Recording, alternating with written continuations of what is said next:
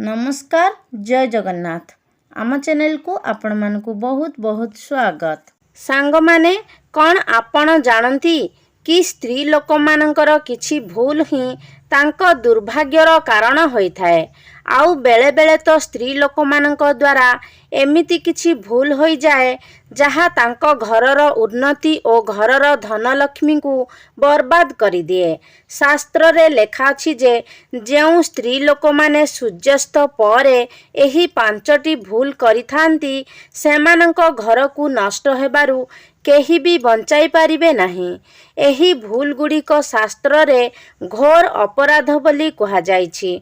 आउ जेउ घरे बारंबार एही भूल सबू करा जाए से घर छाड़ी माँ लक्ष्मी चाली जाती और तांको भौणी अलक्ष्मी से घरे प्रवेश करिथाए। आउ तापरे से घरर लोकंकु दरिद्रतार सामना करिबाकू पड़े। रोग वैराग्य और आर्थिक संकट से घरर पीछा छाड़े नहीं। से घरे केबे भी शांति रहे नहीं, झगड़ा कली लगी रहे। तो जदि आपणक घरे भी अचानक धनर अभाव हेउछि, झगड़ा कली बढ़िबारे लागिछि, स्वामी स्त्रींक संपर्क रे फाट आसी जाउछि, घरर उन्नतिर रास्ता बंद हेबा नजर आसुछि, तो कौन आपण भी एही पांचटी भूल करू नाहंती? तो ताहले कौन ए पांचटी भूल जानिबा पाई भिडियोटी को शेष पर्यंत निहाती देखंतु। सांग माने भिडियोटी रे आगकू बढ़िबा पूर्वरु महादेवंक भक्तगण चैनलटी को सब्सक्राइब करी भिडियो को गोटे लाइक निहाती करि दियंतु। सांग माने जदि हिंदू धर्म शास्त्र को पढ़ा जाए तो सेथिरे स्त्री मानंकु माता लक्ष्मींकर दर्जा दिया जाइछि। सबु स्त्री लोक मानंकु घरर माँ लक्ष्मी और माँ अन्नपूर्णा बोली कहा जाए।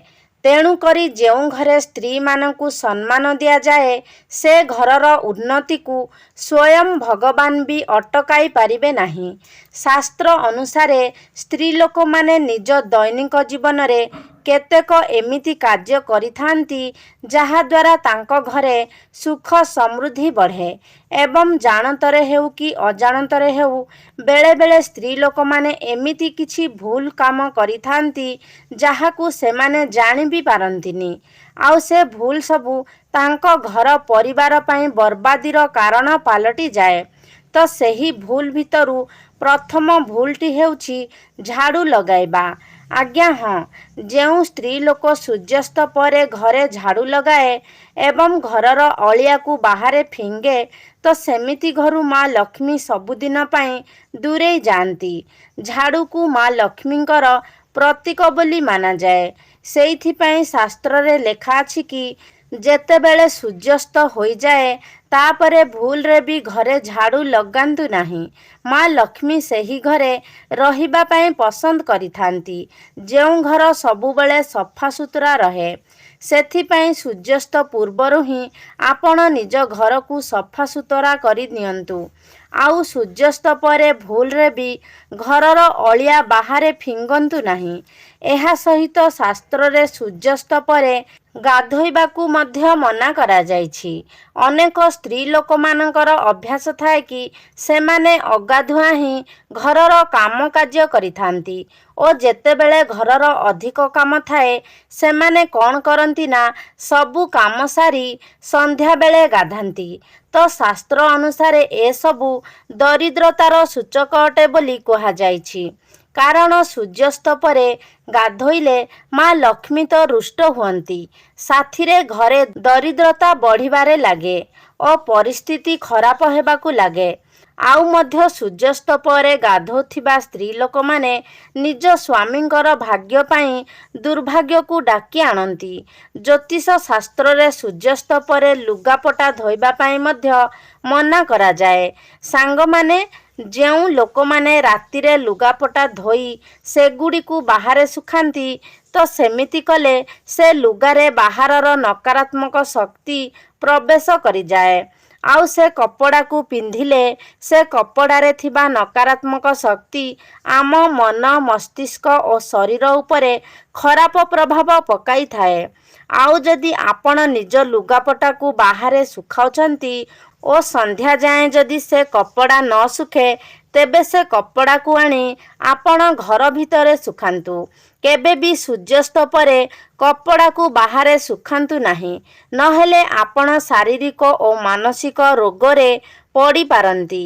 ଏହା ସହିତ ଶାସ୍ତ୍ରରେ ସୂର୍ଯ୍ୟାସ୍ତ ପରେ ସ୍ତ୍ରୀ ଲୋକମାନଙ୍କୁ ଚୁଟି ଓ ନଖ ଆଦି କାଟିବା ପାଇଁ ମନା କରାଯାଇଛି। ପ୍ରାୟ କ'ଣ ହୁଏ ନା, ଦିନସାରା ଆମକୁ ଚୁଟି ଓ ନଖ କାଟିବା ପାଇଁ ସମୟ ମିଳେ ନାହିଁ ଓ ସ୍ତ୍ରୀ ଲୋକମାନେ କ'ଣ କରନ୍ତି ନା, ସନ୍ଧ୍ୟା ପରେ ଚୁଟି ଓ ନଖ କାଟିବାକୁ ଲାଗିଯାଆନ୍ତି। କିନ୍ତୁ ଜ୍ୟୋତିଷ ଶାସ୍ତ୍ର ଅନୁସାରେ ସୂର୍ଯ୍ୟାସ୍ତ ପରେ ଭୁଲରେ ବି ସ୍ତ୍ରୀ ଲୋକମାନେ ଚୁଟି ଓ ନଖ କାଟନ୍ତୁ ନାହିଁ, କାରଣ ଏମିତି କଲେ ମା ଲକ୍ଷ୍ମୀ ରୁଷ୍ଟ ହୁଅନ୍ତି। ଆପଣଙ୍କ ଘର ଉପରେ କରଜ ବଢ଼େ। ଆହୁରି ମଧ୍ୟ ସୂର୍ଯ୍ୟାସ୍ତ ପରେ ଘରର କେତେକ ଜିନିଷ ପଡ଼ୋଶୀଙ୍କୁ ନ ଦେବା ପାଇଁ ମଧ୍ୟ ଶାସ୍ତ୍ରରେ କୁହାଯାଇଛି। ଶାସ୍ତ୍ର ଅନୁସାରେ ଯଦି ଆପଣ ଏହି ବିଶେଷ ଜିନିଷ ଗୁଡ଼ିକ ପଡ଼ୋଶୀଙ୍କୁ ଦେଇ ଦେଉଛନ୍ତି, ତ ଆପଣ ନିଜେ ନିଜର ଲକ୍ଷ୍ମୀଙ୍କୁ ତାଙ୍କ ଘରକୁ ପଠାଇ ଦେଉଛନ୍ତି। ବାସ୍ତୁଶାସ୍ତ୍ର ଅନୁସାରେ ସୂର୍ଯ୍ୟାସ୍ତ ପରେ ଆପଣ ଟଙ୍କା ପଇସା କିଏ ମାଗିଲେ ଦିଅନ୍ତୁ ନାହିଁ, କାରଣ ମା ଲକ୍ଷ୍ମୀଙ୍କୁ ଧନର ଦେବୀ କୁହାଯାଏ। ଆଉ ଯଦି ଆପଣ ନିଜ ଘରର ଲକ୍ଷ୍ମୀଙ୍କୁ ଆଉ କାହାକୁ ଦେଇଦେବେ, ତ ଏମିତିରେ ଆପଣଙ୍କ ଧନଲକ୍ଷ୍ମୀ ଆପଣଙ୍କ ଘରୁ ସବୁଦିନ ପାଇଁ ଦୂରେଇ ଯିବେ। ଆଉ ଆପଣଙ୍କୁ ଦରିଦ୍ରତା ଓ କାଙ୍ଗାଳିର ସାମ୍ନା କରିବାକୁ ପଡ଼ିବ। ଏହା ସହିତ ସୂର୍ଯ୍ୟାସ୍ତ ପରେ ନିଜ ଘରର ଦହି କ୍ଷୀର ମଧ୍ୟ କାହାକୁ ଦିଅନ୍ତୁ ନାହିଁ, କାରଣ ଜ୍ୟୋତିଷ ଶାସ୍ତ୍ରରେ କ୍ଷୀରର ସମ୍ବନ୍ଧ ବିଷ୍ଣୁ ଭଗବାନ ଓ ମାତା ଲକ୍ଷ୍ମୀଙ୍କ ସହ ଜଡ଼ିତ ଅଛି ବୋଲି କୁହାଯାଏ। ଆଉ ଦହିର ସମ୍ବନ୍ଧ ଶୁକ୍ର ଗ୍ରହ ସହ ଜଡ଼ିତ ଅଛି ବୋଲି କୁହାଯାଏ। ଆଉ ଯଦି ଆପଣ କ୍ଷୀର କାହାକୁ ସନ୍ଧ୍ୟା ପରେ ଦେଇଦେବେ, ତ ସେଥିରେ ମା ଲକ୍ଷ୍ମୀ ଓ ନାରାୟଣ ସବୁଦିନ ପାଇଁ ଆପଣଙ୍କ ଘରୁ ଦୂରେଇ ଯିବେ। ଆଉ ଯଦି ନିଜ ଘରର ଦହିକୁ କାହାରିକୁ ଦେଇଦେବେ, ତ ଆପଣଙ୍କ କୁଣ୍ଡଳୀର ଶୁକ୍ର ଗ୍ରହ, ଯାହା ଆପଣଙ୍କ ସୁଖ ସମୃଦ୍ଧି ଓ ବୈଭବ ସହିତ ଜଡ଼ିତ, ସେ ଗ୍ରହ କମଜୋର ହୋଇଯିବ। ତ ସେଥିରେ ଆପଣଙ୍କ ଜୀବନର ମାନ ସମ୍ମାନ ଓ ଐଶ୍ୱର୍ଯ୍ୟ କମ୍ ହୋଇଯିବ। ଆଉ ଆପଣ ଧୀରେ ଧୀରେ ଗରିବ ହେବାକୁ ଲାଗିବେ। ଏଥିସହିତ ସୂର୍ଯ୍ୟାସ୍ତ ପରେ ଶାସ୍ତ୍ରରେ ଲେଖା ଅଛି ଯେ ନିଜ ଘରର ହଳଦୀକୁ ଭୁଲରେ ମଧ୍ୟ କାହାକୁ ଦିଅନ୍ତୁ ନାହିଁ, କାରଣ ହଳଦୀର ସମ୍ବନ୍ଧ ଗୁରୁ ଗ୍ରହ ସହ ଜଡ଼ିତ ଅଛି। ଆଉ ଯଦି ଆପଣ କାହାକୁ ନିଜ ଘରର ହଳଦୀ ଦେଇ ଦେଉଛନ୍ତି, ତ ଆପଣଙ୍କ କୁଣ୍ଡଳୀର ଗୁରୁଗ୍ରହ କମଜୋର ହୋଇଯିବ। ଆଉ ସ୍ତ୍ରୀ ଲୋକମାନଙ୍କର ଗୁରୁଗ୍ରହ ତାଙ୍କ ସ୍ୱାମୀ ଓ ଛୁଆ ପିଲା ସହ ଜଡ଼ିତ ଥାଏ। ତେଣୁ ସୂର୍ଯ୍ୟାସ୍ତ ପରେ କାହାରିକୁ ବି ହଳଦୀ ଦେବା ଅର୍ଥ ନିଜ ଘର ପରିବାରର ସମ୍ପର୍କ ଖରାପ ହେବା ଓ ଜୀବନରେ ଗରିବତାର ଶିକାର ହେବା ହୋଇଥାଏ। ଏହା ସହିତ ବାସ୍ତୁଶାସ୍ତ୍ରରେ ସୂର୍ଯ୍ୟାସ୍ତ ପରେ ନିଜ ଘରର ପିଆଜ ରସୁଣ ମଧ୍ୟ କାହାରିକୁ ଦେବା ପାଇଁ ମନା କରିଛନ୍ତି, କାରଣ ରସୁଣ ଓ ପିଆଜର ସିଧା ସମ୍ବନ୍ଧ କେତୁ ଗ୍ରହ ସହ ଜଡ଼ିତ। ଆଉ କେତୁ ଗ୍ରହକୁ ତନ୍ତ୍ର ଶକ୍ତିର ଗ୍ରହ ବୋଲି ମାନାଯାଏ। ଆଉ ଏହି ଗ୍ରହ କମଜୋର ହେଲେ ଆପଣଙ୍କୁ ବହୁ ପ୍ରକାରର ଶାରୀରିକ ରୋଗର ସାମ୍ନା କରିବାକୁ ପଡ଼ିଥାଏ। ତେଣୁ ଭୁଲରେ ବି ସନ୍ଧ୍ୟା ପରେ ନିଜ ଘରୁ ରସୁଣ ଓ ପିଆଜକୁ କାହାରିକୁ ବି ଦିଅନ୍ତୁ ନାହିଁ, ନହେଲେ ଆପଣଙ୍କୁ ବହୁ ପ୍ରକାରର ଅସୁବିଧାର ସାମ୍ନା କରିବାକୁ ପଡ଼ିପାରେ। ଏହା ସହିତ ଶାସ୍ତ୍ରରେ ନିଜ ଘରର ଉନ୍ନତି ପାଇଁ ସ୍ତ୍ରୀ ଲୋକମାନଙ୍କୁ ଗୋଟେ ଉପାୟ ମଧ୍ୟ କୁହାଯାଇଛି, ଯାହା ସେମାନେ ସୂର୍ଯ୍ୟାସ୍ତ ପରେ କରିପାରିବେ। ଶାସ୍ତ୍ର ଅନୁସାରେ ସନ୍ଧ୍ୟା ପରେ ମା ଲକ୍ଷ୍ମୀ ତାଙ୍କ ଭଉଣୀ ଅଲକ୍ଷ୍ମୀ ଏକା ସହ ଭ୍ରମଣରେ ବାହାରନ୍ତି। ଯେଉଁ ଲୋକମାନଙ୍କର ଘର ସୂର୍ଯ୍ୟାସ୍ତ ପରେ ଅନ୍ଧାର ଥାଏ, ସେମିତିରେ ଲକ୍ଷ୍ମୀଙ୍କ ଭଉଣୀ ଅଲକ୍ଷ୍ମୀ ପ୍ରବେଶ କରିଯାଏ।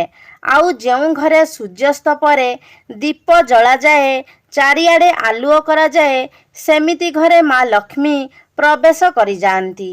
ତେଣୁ ସ୍ତ୍ରୀ ଲୋକମାନଙ୍କୁ ଧ୍ୟାନ ରଖିବା ଉଚିତ ଯେ ସୂର୍ଯ୍ୟାସ୍ତ ପରେ ଅନ୍ଧାର କରିବେ ନାହିଁ। ଠାକୁର ଘରେ ଓ ଘରର ମୁଖ୍ୟ ଦ୍ୱାରର ଦୁଆର ବନ୍ଧରେ ଦୀପ ଜଳାଇବେ ଓ ଘରର ସବୁ ଲାଇଟକୁ ମଧ୍ୟ ଜଳାଇ ଦେବେ। ଏମିତି କଲେ ମା ଲକ୍ଷ୍ମୀ ସେ ଘର ଉପରେ ସନ୍ତୁଷ୍ଟ ରୁହନ୍ତି। ସେ ଘରର ସର୍ବଦା ଉନ୍ନତି ହୁଏ। ଘରେ କେବେ ଟଙ୍କା ପଇସାର ଅଭାବ ରୁହେ ନାହିଁ। ତ ସାଙ୍ଗମାନେ, ଆଶା କରୁଛି ଆଜିର ଏହି ଭିଡ଼ିଓଟି ଆପଣମାନଙ୍କୁ ନିଶ୍ଚିତ ଭାବରେ ଭଲ ଲାଗିଥିବ।